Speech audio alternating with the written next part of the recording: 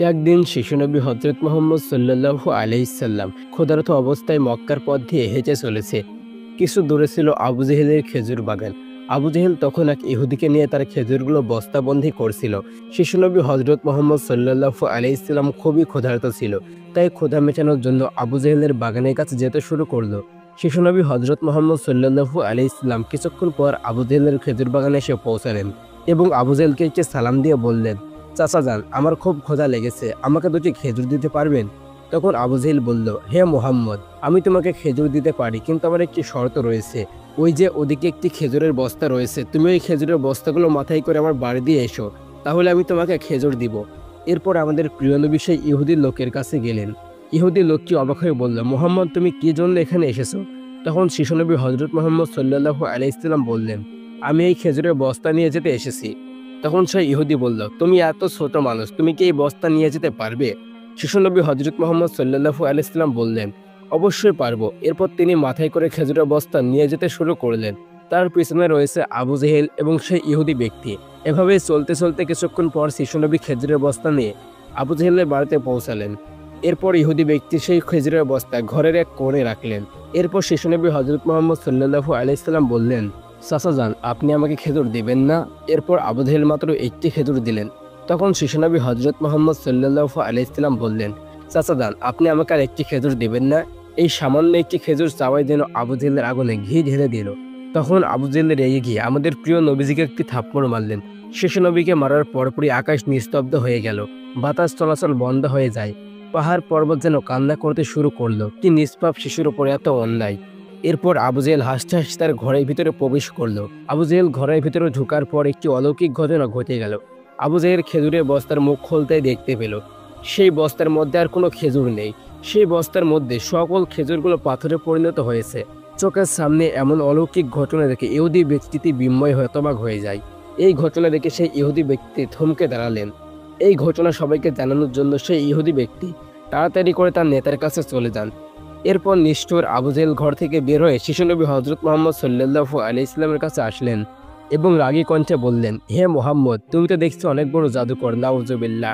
আমি দেখেছি তুমি জাদু করে আমার খেজুরগুলোকে পাথর বানিয়ে দিয়েছো। তখন শিশুনবী হজরত মোহাম্মদ সাল্লাল্লাহু আলাইহি সাল্লাম মাথা নিচু করে নরম সুরে সুন্দর করে বললেন, চাচা দেন, আমি এ সম্পর্কে কিছুই জানি না। এই কথা বলতে শয়তান আবু জেহেল আবারও শিশুনবীকে একটি চর মারলেন। চরের শব্দ যেন আবারও আকাশ কেঁপে উঠল। তখন শিশুনবী হজরত মোহাম্মদ সাল্লাল্লাহু আলাইহি সাল্লাম বললেন, চাচা যান, আমাকে মারার জন্য আপনার হাতে ব্যথা লাগেনি তো? কি সুন্দর ব্যবহার। চর খেলেন তিনি, কিন্তু চিন্তা করলেন তার চাচার কথা। তিনি বললেন, চাচা যান, আপনার হাতে কোনো ব্যথা লাগেনি তো? এরপর শিশুনবী হজরত মোহাম্মদ সাল্লাল্লাহু আলাইহি সাল্লাম এই ব্যথা ভরা মন নিয়ে আর বাড়ি ফিরলেন না। আস্তে আস্তে তিনি চলতে চলতে একটি পাহাড়ের কিনারে পৌঁছালেন। এদিকে সেই ইহুদি ব্যক্তি তার নেতার কাছে এসে পৌঁছালো এবং বলল, আমি আজকে এমন এক ঘটনা দেখেছি যা কল্পনাকেও হার মানায়। আব্দুল্লাহর পুত্র শিশুনবী হজরত মোহাম্মদ সাল্লাল্লাহু আলাইহি সাল্লামের যে ক্ষমতা আছে, সেই ক্ষমতা এই পৃথিবীর আর কারো কাছে নেই। তাকে একটি চর মারলে খেজুর পাথর হয়ে যায়। আচ্ছা, এখন কি আপনি আমাকে বলতে পারবেন এই ঘটনা একটি জাদু না অলৌকিক ঘটনা? তখন তাদের নেতা বলল, আমিও শুনেছি আমাদের ধর্মগ্রন্থে নাকি মুহাম্মদের নাম রয়েছে। সে হবে পৃথিবীর শ্রেষ্ঠ মানুষ এবং পৃথিবীর শেষ নবী এবং শ্রেষ্ঠ নবী। তবে এই মুহাম্মদ কি সেই নবী? এটা জানার জন্য আমাদেরকে ধর্মগুরুর কাছে যেতে হবে। যদি মুহাম্মদ শেষ নবী হয়, তাহলে আমরা তাকে বাঁচতে দিব না, আমরা তাকে এই পৃথিবী থেকে একেবারে শেষ করে ফেলবো। তোমরা এখনই যাও, আমাদের ধর্মগুরুর কাছে এই খবর পৌঁছে দাও। তখন সেই ইহুদি ব্যক্তিটি আবারও আবু জেহেলের বাড়ির দিকে রওনা করলো। সেই ইহুদি ব্যক্তি আবু জেহেলের বাড়ি যেতে যেতে দেখতে পেল সমস্ত খেজুর বাগানে কোনো খেজুর নেই, সব খেজুর পাথরে পরিণত হয়েছে। এই অলৌকিক ঘটনা দেখে সেই ইহুদি ব্যক্তি হতভম্ব হয়ে গেল। সেই ইহুদি এক মুহূর্ত আর দেরি করলো না। সেই ইহুদি তাড়াতাড়ি করে আবু জেহেলের বাড়ির দিকে রওনা করলো। আবু জেহেলের বাড়িতে এসে সেই ইহুদি বলল, ভাই আবু জেহেল, আপনার খেজুর বাগানের সবগুলো খেজুর পাথর হয়ে গিয়েছে। এখন খেজুরগুলো যদি পাথর থেকে খেজুর না হয়, তাহলে আমাদের অনেক টাকা লোকসান হয়ে যাবে। খেজুরগুলো ফেরানোর একমাত্র রাস্তা হলো শিশু মোহাম্মদ সাল্লাল্লাহু আলাইহি সাল্লামের কাছে ক্ষমা চাওয়া। কিন্তু আবু জেহেল ক্ষমা চাওয়ার পাত্র ছিল না। আবু জেহেল ছিল খুবই নিকৃষ্ট, খুবই খারাপ। আবু জেহেল ছিল নিকৃষ্ট এবং প্রতারক, খুবই চালাক। তখন আবু জেহেল বলল, আচ্ছা ঠিক আছে, চলো আমরা মুহাম্মদের বাড়ি যাব। তখন শিশু মোহাম্মদ সাল্লাল্লাহু আলাইহি সাল্লামের বাড়ির দিকে আবু জেহেল রওনা করলো। মুহাম্মদ সাল্লাল্লাহু আলাইহি সাল্লাম থাকতেন চাচা আবু তালেবের সঙ্গে। চাচা আবু তালেব তখন ঘরের ভিতরে একা ছিলেন। কিছুক্ষণ পর আবু জেহেল চাচা আবু তালেবের কাছে এসে বলল, হে আবু তালেব, ছোট্ট মোহাম্মদ কোথা থেকে এসব জাদু শিখেছে? নাউজুবিল্লাহ, সে তো অনেক বড় জাদুকর। সে আমার খেজুর বাগানের সবগুলো খেজুর জাদুর মাধ্যমে পাথর বানিয়ে দিয়েছে। তোমার ভাতিজা কোথায়? তুমি কি জানো? তুমি কি কোনো খবর রাখো? দেখো তোমার ভাতিজা কোথায়? তোমার ভাতিজাকে জঙ্গলের বাঘশিয়াল খেয়ে ফেললো কিনা? আবু জাহেলের কথাগুলো শোনার পর চাচা আবু তালেব আর দেরি করলেন না। তিনি শিশুনবী হজরত মোহাম্মদ সাল্লাল্লাহু আলাইহি ইসলামকে খুঁজতে শুরু করলেন। এদিকে শিশুনবী হজরত মোহাম্মদ সাল্লাল্লাহু আলাইহি ইসলাম একটি পাহাড়ে দাঁড়িয়ে কান্না করছে এবং বলছে, আজকে যদি আমার মা বাবা বেঁচে থাকতো তাহলে আমার সঙ্গে কেউ খারাপ ব্যবহার করতে পারতো না। আজকে আমি বড় একা হয়ে পড়েছি। এর কিছু সময় পর চাচা আবু তালেব সেখানে এসে উপস্থিত হলো। এটা দেখার পর তিনি আর কোনো কিছুই বললেন না। তখন চাচা আবু তালেব সান্ত্বনা দিয়ে বললেন, কে তোমাকে কষ্ট দিয়েছে? আমি বেঁচে থাকতে তোমাকে কেউ আঘাত করতে পারবে না। এরপর আবু তালেব শিশুনবী হজরত মোহাম্মদ সাল্লাল্লাহু আলাইহি ইসলামকে নিয়ে বাড়ি ফিরে আসলেন। রাত হওয়ার পর চাচা আবু তালেব আবু জেহেলের বাড়িতে আসলো এবং বলল, কিন্তু সে তো তোমার কাছে কোনো কিছুই চায়নি। সে তো তোমার কাছ থেকে একটি খেজুরও চায়নি। এই কথা বলে তিনি সেখান থেকে চলে আসলেন। এই কথাগুলো শুনে আবু জেহেল কোনো জবাব দিলেন না, কারণ আবু জেহেল বুঝতে পেরেছিল এই শিশুর মধ্যে এমন কিছু আছে, কিন্তু আবু জেহেল মুখ দিয়ে তা স্বীকার করছিল না। আসলে আবু জেহেল ছিল খুবই খারাপ, নিকৃষ্ট মিথ্যাবাদী। সে রাতে মক্কার আকাশে উজ্জ্বল এক আলো দেখা যায়। সবাই মনে মনে ভাবছে হয়তো আকাশ থেকে তারা পড়ছে। তখন ফেরেশতারা একে একে নেমে আসলো। একজন ফেরেশতা আরেকজন ফেরেশতাকে বলল, এই শিশুর চোখ দিয়ে পানি একদিন কিতাব নাজিল হবে। এই শিশু হবে পৃথিবীর শ্রেষ্ঠ মানুষ। এই শিশু হবে পৃথিবীর শ্রেষ্ঠ নবী। এদিকে ইহুদি এই ঘটনা শোনার পর নবীজিকে হত্যা করার জন্য পরিকল্পনা শুরু করলো। হত্যা করার কারণ হলো সেই ইহুদিরা চাচ্ছিল শেষ নবী যেন তাদের বংশে জন্মগ্রহণ করে, কিন্তু শেষ নবী তাদের বংশে জন্মগ্রহণ করেনি। তখন একজন ইহুদি ব্যক্তি তাদের ধর্মগুরুর কাছে এসে সম্পূর্ণ বিষয় বলল। তখন তাদের ধর্মগুরু বলল, আমি চিনতে পেরেছি তাকে। সে যেই নবীর বর্ণনা দিচ্ছে সেই নবীর বর্ণনা আমাদের কিতাবে রয়েছে। তার দুটি চিহ্ন রয়েছে, একটি কাঁধে নবুয়াতের মোহর, অন্যটি তার দৃষ্টিতে রহমত। তখন সেখান থেকে অন্য এক ব্যক্তি প্রশ্ন করল, তাহলে আপনি কি ঈমান আনবেন? তখন ধর্মগুরু চুপ করে মাথা নিচু করলেন এবং বললেন, আমরা চেয়েছিলাম তিনি যেন আমাদের বংশে আসুক, কিন্তু তিনি আসেনি। আমরা সত্যকে অস্বীকার করব। অন্যদিকে চাচা আবু তালেব প্রতি বছরই ব্যবসার কাজে সিরিয়ায় সফর করতেন। তখন চাচা আবু তালেব সিরিয়ায় ব্যবসা যাওয়ার জন্য প্রস্তুতি গ্রহণ করেছিলেন। তখন শিশুনবী হজরত মোহাম্মদ সাল্লাল্লাহু আলাইহি ইসলাম সেখানে আসলেন এবং বললেন, চাচা দান, আমি আপনার সঙ্গে সিরিয়ায় যাব। তখন আবু তালেব শিশু মোহাম্মদ সাল্লাল্লাহু আলাইহি ইসলামের কথা ফিরাতে পারলেন না। এই জন্য পরের দিন চাচা আবু তালেব এবং শিশুনবী হজরত মোহাম্মদ সাল্লাল্লাহু আলাইহি ইসলাম সিরিয়ায় যাওয়ার জন্য রওনা করলেন। এভাবে চলতে চলতে কিছুদূর যাওয়ার পর তারা বিশ্রাম নেওয়ার জন্য একটি জায়গায় বসলেন। সেই জায়গার নাম ছিল সাম। সেখান থেকে কিছু দূরে ছিল খ্রিস্টানদের কিছু গির্জা। সেই গির্জার ভিতরে খ্রিস্টানদের একজন ধর্মগুরু থাকতো। সেই ধর্মগুরু সেই জামানার সব থেকে বড় পণ্ডিত ছিল। কাফেলা যখন চলতে শুরু করলো তখন খ্রিস্টান পণ্ডিত দেখলো শিশুনবী হজরত মোহাম্মদ সাল্লাল্লাহু আলাইহি ইসলাম সেখান দিয়ে যাচ্ছে। তখন তার মাথার ওপর এক টুকরো মেঘ ছিল এবং সেই মেঘগুলো তাকে ছায়া দিয়ে চলছিল। এই দৃশ্য দেখে খ্রিস্টান পণ্ডিত অবাক হয়ে যায়। খ্রিস্টান পণ্ডিত তাদের ধর্মগ্রন্থ পড়ে দেখলো। এই দৃশ্য দেখে খ্রিস্টান পণ্ডিত অবাক হয়ে যায়। খ্রিস্টান পণ্ডিত তাদের ধর্মগ্রন্থ পড়ে দেখলেন এবং বললেন, নিশ্চয়ই কাফেলাদের মধ্যে আখির নবী শেষ নবী রয়েছে। তখন তিনি খুবই দ্রুত একটি লোক ডাকলেন এবং বললেন, তোমরা সবাই যাও, ওই কাফেলাদেরকে ডেকে এনো আমার কাছে, আমি তাদেরকে একটি দাওয়াত খাওয়াবো। এই কথা শুনে সেই লোকটি কাফেলাদের কাছে আসলো এবং তারা বলল, প্রিয় ভাই, আমাদের ধর্মগুরু আপনাদেরকে দাওয়াত করেছে, এই দাওয়াত আপনারা সবাই কবুল করুন। এরপর ওই কাফেলার সবাই গির্জার ভিতরে প্রবেশ করলো। এরপর গির্জার পণ্ডিত তাদেরকে পেট ভরে খাবার খাওয়ালেন। এরপর খ্রিস্টান পণ্ডিত চাচা আবু তালেবকে বলল, হে কাফেলার সর্দার, অবশ্যই এই শিশুর পিতামাতা ইন্তেকাল করেছে। তখন চাচা আবু তালেব বললেন, হ্যাঁ, আপনার অনুমান সঠিক, আপনি সঠিক বলেছেন। এই শিশুর মা বাবা ইন্তেকাল করেছে, আমি এই শিশুকে লালন পালন করি। তখন খ্রিস্টান পণ্ডিত বলল, হে কাফেলার সর্দার, তুমি শুনে রেখো, আপনার ভাতিজা অবশ্যই আল্লাহর শেষ নবী হবে।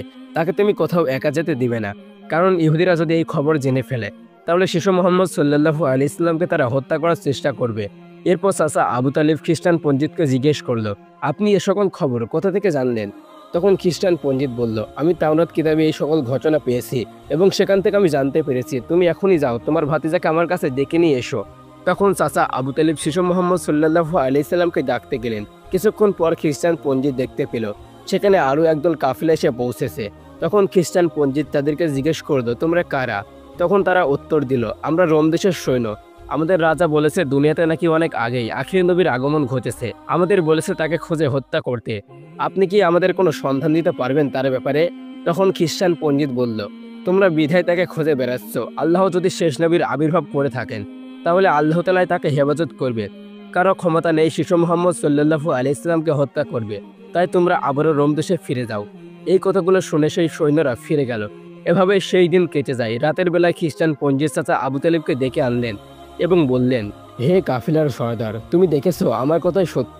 দেখেছো ইহুদি নাসারারা এখনই তার সাথে শত্রুতা করেছে। তারা যদি শেষ নবীকে হাতের কাছে পেয়ে যায় তাহলে তারা শেষ নবীকে হত্যা করার চেষ্টা করবে। তাই তোমার ভাতিজাকে নিয়ে বিদেশে যাওয়া ঠিক হবে না। তুমি এখনই ফিরে যাও। এর পরের দিন চাচা আবু তালিব বাড়ির দিকে রওনা করলেন। তিনি আর বিদেশ সফর করলেন না।